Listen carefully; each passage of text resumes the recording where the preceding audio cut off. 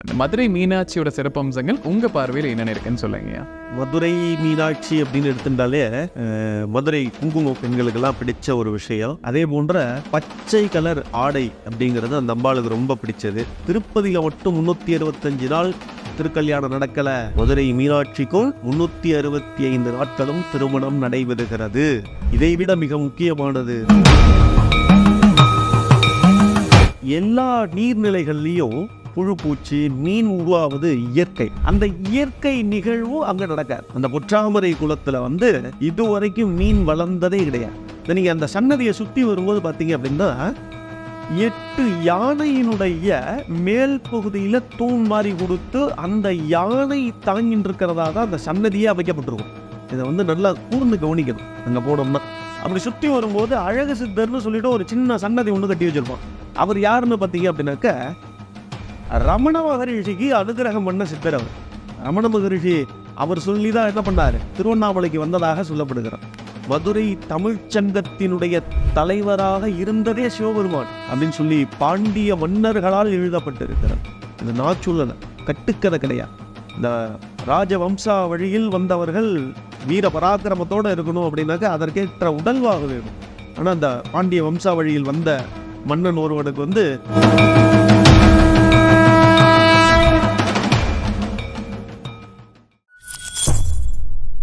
பக்தி பிளஸ் நேரில் வரைக்கும் வணக்கம். இன்று நம்மோடு இணைந்த பேர் கார்த்திகேயன் சுவாமிகள் அவர்கள். வணக்கம்யா. இப்போ நம்ம மதுரை மீனாட்சி அம்மன் பற்றி இந்த பதிவில் பார்க்கலாங்க. பொதுவாகவே மதுரைனாலே மீனாட்சி தான். மதுரை மீனாட்சியோட சிறப்பம்சங்கள் உங்கள் பார்வையில் என்னென்ன இருக்குன்னு சொல்லுங்கய்யா. மதுரை மீனாட்சி அப்படின்னு எடுத்துட்டாலே மதுரை குங்குமம் பெண்களுக்கெல்லாம் பிடிச்ச ஒரு விஷயம். அதே போன்ற பச்சை கலர் ஆடை அப்படிங்கிறது அந்த அம்பாளுக்கு ரொம்ப பிடிச்சது. அதை விட அவள் வச்சுட்டு இருக்கிற கிளி, அந்த கிளியை பற்றி நம்ம ஒரு தனி டாப்பிக்காகவே பார்க்கலாம். அந்த அளவுக்கு ஒரு பெருமை மிகுந்த ஒரு விஷயம். அம்பாளை பொறுத்தளவு கிட்டத்தட்ட ஒரு 50 வருட காலங்கள் சுவாமி அம்பாள் சன்னதியை பூஜையெல்லாம் முடிச்சு ஒரு விளக்கை ஏற்றி வச்சுட்டு ஒரு தனி செவுத்தை எழுப்பி மறைக்கப்படுகிறார்கள். ஆங்கிலேய ஆட்சி முடிவுக்கு பிறகு அந்த கோயிலை புனரமைத்து கும்பாபிஷேகம் பண்ணணும்னு சொல்லும் பொழுது சிவபெருமான் சன்னதியை புனரமைக்க அங்கே ஏதோ ஒன்று நடந்துக்கிட்டே இருக்கு. இது நம்மளுடைய ஆட்சியாளர்களுக்கு தெரியாமலே இருக்குது. இது என்னது, ஏன் இப்படி ஆகுது அப்படின்னு சொல்லிட்டு அப்போ தான் ஒரு வயது முதிர்ந்த ஒரு முதியவர், 105 வயதிற்கு மேற்பட்ட ஒருவர், அவர் வரார் அங்கேருந்து. இது மாதிரி இது இல்லை ஒரிஜினல் சிவன், இதுக்கு உள்ள செவுறு இருக்குது, அந்த செவுத்தை இடிச்சிட்டு பார்த்தீங்கன்னாக்கா உனக்கு தேவையானது அங்கே இருக்குது. நாங்கள் இந்த மாதிரி சில காரணங்களுக்காக இதை பண்ணிட்டோம். பண்ணதில் நான் மட்டும் தான் உயிரோடு இருக்கேன். இதை சொல்லிட்டு சாகணுன்றதுக்காக என் உயிரை கையில் பிடிச்சின்னு இருக்கேன் அப்படின்னு சொல்லி அவர் சொல்கிறார். உடனடியாக அந்த இடம் இடிக்கப்படுகிறது. வெள்ளரிக்க வேண்டிய ஒரு விஷயம் அப்படிங்கிறது அவர்கள் 48 ஆண்டுகளுக்கு முன்பாக ஏற்றி வைத்த விளக்கும் போட்ட புஷ்ப மாலைகளும் அழுகாமலும் விளக்கு அணையாமலும் உள்ளே எரிந்து கொண்டிருந்தது அப்படிங்கிறதான். இது அன்னைக்கு மட்டும் இல்லை, இது நம்ம அன்னைக்கு மட்டும் நடந்ததுனாக்கா நம்ம ஆளுங்க இப்போ அதிபுத்திசாலிகள்லாம் இருக்கான். இது கட்டுக்கதை, நம்ம என்ன போய் பார்க்கவா செஞ்சு விட்ருவான். கேதார்நாத்தில் இன்றைக்கும் நடக்குது. 6 மாதம் கோயில் திறந்துருக்கும், 6 மாதம் கோயில் பூட்டியிருக்கும். ஏன்னா அங்கே உள்ள சீதோஷ நிலை அப்படி. 6 மாதம் பூட்டி இருக்கக்கூடிய கோவில் கடைசி நாள் ஏற்றி வச்ச விளக்கு திரும்ப 6ஆவது மாதம் பூட்டி இருந்து திறக்கும் பொழுது அந்த விளக்கு எரிஞ்சுட்டு இருக்கும். இன்றைக்கும் போட்ட மாலைகள் பூக்கள் எதுவும் வாடி இருக்காது. இன்னைக்கும் நடக்கிறது. அதே போன்றுதான் மதுரை மீனாட்சி அம்மன் ஆலயத்திலும் நடைபெற்றது. இதை ஒரு பலகையாகவே என்ன பண்ணியிருப்பா, அங்கே வச்சிருப்பாங்க. பார்க்க வேண்டிய ஒரு அற்புதமான ஒரு விஷயம். 4 வேதங்களுக்கும் 4 கோபுர வாசல்கள் அமைக்கப்பட்டிருக்கிறது. இது ஒரு தனி சிறப்பு. இதிகாச புராணங்களை மேற்கோள் காட்டுவதற்காக 18 வகையான கோபுரங்கள் அமைக்கப்பட்டிருக்கிறது. இது ஒரு தனி சிறப்பு.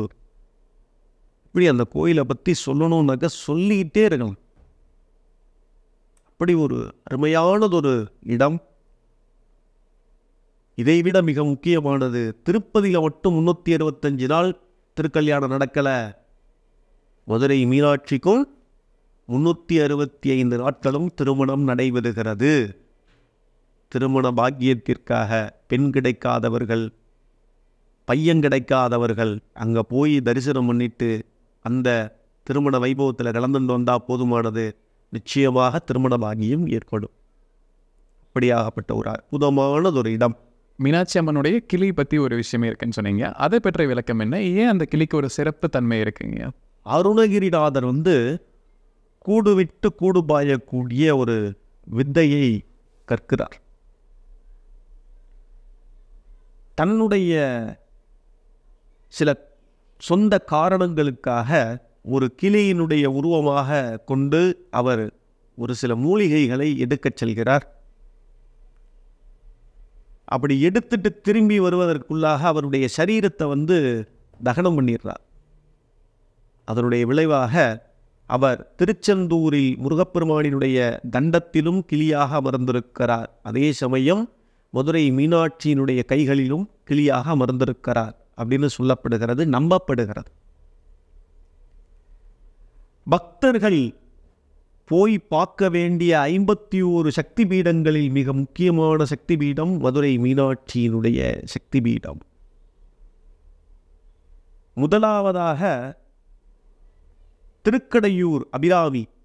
இந்த உலகத்திலேயே அவள் மட்டும்தான் என்ன பண்ணுவானாக்க, பக்தர்களை முன்னோக்கி நகர்வதாக ஒரு பாதம் முன்னதாகவும் ஒரு பாதம் பின்னதாகவும் இருக்கும். அதே போன்ற வடிவமைப்பை கொண்டவள் மதுரை மீனாட்சி. ஒரு பாதம் முன்னாடி எடுத்து வச்சு முன்னாடி நகர்ற மாதிரி இருக்கும் அந்த அம்பாளுடைய விக்கிரகம். பக்தர்களினுடைய வேண்டுதலை அங்கு கிளியாக அமர்ந்திருக்கக்கூடிய அருணகிரிநாதர் அம்பாளுடைய காதுகளில் சொல்லிகிட்டே இருப்பார். சொன்னதை சொல்லும் கிளிப்பிள்ளை அப்படின்னு சொல்றது அதற்காகத்தான். இந்த அருணகிரிநாதரனுடைய சாட்சாத் ஸ்வரூபம்தான் அந்த அம்பாளினுடைய கைகளில் இருக்கக்கூடிய கிளி அப்படின்னு இந்த ஸ்தலத்தினுடைய வரலாறு. இந்த மதுரை கோயில் பற்றி பேசும்போது அங்கே இருக்கக்கூடிய குளம் மிகவும் ஒரு யூனிக்கான ஒரு விஷயம்னு சொல்கிறாங்க. தனித்தன்மை இருக்கக்கூடிய ஒரு குளமாக இருக்குன்னு. அந்த குளம் ஏன் அப்படி சொல்கிறாங்க? எல்லா நீர்நிலைகள்லேயும் புழு பூச்சி மீன் உருவாவது இயற்கை. அந்த இயற்கை நிகழ்வு அங்கே நடக்காது. அந்த பொற்றாமரை குளத்தில் இதுவரைக்கும் மீன் வளர்ந்ததே கிடையாது, பாசி படிஞ்சதே கிடையாது. இரவு 12 மணி ஆனாலும் சரி, பகல் 12 மணி ஆனாலும் சரி, ஒளியினுடைய அளவு ஒரே மாதிரி இருக்கும். பிரகாசம் அப்படிங்கிறது ஒரே மாதிரி இருக்கும். நீங்கள் ராத்திரி 12 மணிக்கு போனாலும் அதை உணரலாம். அப்படிங்கிறது தான் அங்கே விஷயம். அப்போ ராத்திரி அமாவாசைனாக்க அமாவாசையும் கிடையாது, பௌர்ணமியும் கிடையாதுங்க. லைட்டிங் ஒரே மாதிரி இருக்கும் அப்படிங்கிறது மிகப்பெரிய அதிசயம். இன்னைய வரைக்கும் அது எப்படி சாத்தியம், அதை எப்படி கண்டுபிடிச்சான், அது அந்த இடத்துல நிகழும் அப்படிங்கிறத எப்படி நம்மால் செஞ்சான் அப்படிங்கிறது இன்னைய வரைக்கும் யாராலையும் சொல்ல முடியல. அதுதான் அந்த அதிசயம். பொதுவாகவே மதுரை அப்படிங்கிறது ஒரு ஆன்மீக பூமி அப்படிங்கிறது எல்லாருக்குமே தெரிஞ்ச விஷயங்க. இப்போ நம்ம மீனாட்சி அம்மன்மே நமக்கு நம்ம முழுமையாக பேசியிருக்கோம். இந்த இடத்துலையே மற்ற சித்தர்கள் இருந்ததாக சில குறிப்புகள் இருக்கீங்க. அப்படியே நீங்கள் பார்த்து வியந்த சித்தர்கள் யார் இருக்காங்க? கல்யாணைய கரும்புதுங்க வச்சார். நீங்கள் அந்த சன்னதியை சுற்றி வரும்போது பார்த்தீங்க அப்படின்னா 8 யானையினுடைய மேல் பகுதியில் தூண் மாதிரி கொடுத்து அந்த யானை தாங்கிட்டு இருக்கிறதா தான் அந்த சன்னதியே அமைக்கப்பட்டிருக்கும். இதை நல்லா கூர்ந்து கவனிக்கணும் அங்கே போனோம்னா. அப்படி சுற்றி வரும்போது அழகு சித்தர்னு சொல்லிட்டு ஒரு சின்ன சன்னதி ஒன்று கட்டி வச்சிருப்பான். அவர் யாருன்னு பார்த்தீங்க அப்படின்னாக்க, ரமண மகரிஷிக்கு அனுகிரகம் பண்ண சித்தர் அவர். ரமண மகரிஷி அவர் சொல்லி தான் என்ன பண்ணார், திருவண்ணாமலைக்கு வந்ததாக சொல்லப்படுகிறார். இத்தனை நாளாக நான் அப்பான்னு கூப்பிட்டு இருந்தேன், இப்போ அவர் ஏதோ செத்துப்பிட்டாருன்னு சொல்கிறீங்க, அவர் ஏன் நான் கூப்பிட்டா எழுந்திருக்கல அப்படின்னு சொல்லி ரமண மகரிஷி கேட்குறார். அவருக்குள்ளே இருந்த பிராணன் போயிடுத்துறா அப்படின்னு சொல்லி அவருடைய சித்தப்பா சொல்கிறார். அப்படின்னா என்ன அப்படின்னு சொல்லி கேட்கும்பொழுது அங்கே இருக்கிறவங்களுக்கு யாருக்கும் பதில் சொல்ல தெரியல. அப்போ இதுக்குள்ளே இருக்கிற ஏதோ ஒன்று இல்லை, அதனால் அவர் இல்லை, அது என்னன்னு நான் போய் தெரிஞ்சுக்கிட்டு வரேன் அப்படின்னு சொல்லி மதுரை மீனாட்சி அம்மன் கோயிலுக்கு கிளம்பி போயிட்டார். அங்கே போய் பெருகிறது கூட்டுறது இதை தான் செஞ்சுட்டு இருந்தார். அப்படி செய்யும்பொழுது அந்த அழகு சித்தர் அவருக்கு தரிசனம் கொடுத்து, இங்கே இல்லை உனக்கான அனுக்கிரகம், நீ கிளம்பி திருவண்ணாமலையை பார்க்க போ அப்படின்னு சொல்லி சொல்லப்படுகிறது. அதற்கு பிறகுதான் ரமண மகரிஷிக்கு அனுக்கிரகம் கிடைத்து அவர் நல்லதொரு நிலையை அடைகிறார். இன்றைக்கி ஆன்மீகத்தில் அவரை பெரிய குருவாக நம்ம பார்க்கிறோம். அப்போ அந்த அழகு சித்தர் என்ன பண்ணார் அப்படின்னாக்க, பாண்டிய மன்னனுக்கு புத்தி போட்டினார். என்னடா பாண்டிய மன்னனுக்கு புத்தி போட்டினார் அப்படின்னு பார்த்தோம்னா, இங்கே பாண்டிய மன்னன் வரா, எல்லாரும் எழுந்திரிச்சு நிற்கணும், கைகட்டி நிற்கணும். மன்னன் வரான்னா எழுத்தாப்புல யாரும் இருக்கக்கூடாது, உட்கார முடியாது. அப்படி ஒரு சட்டத்திட்டங்கள் அந்த காலத்தில் இருக்குது. அப்போ இவர் எதை பற்றி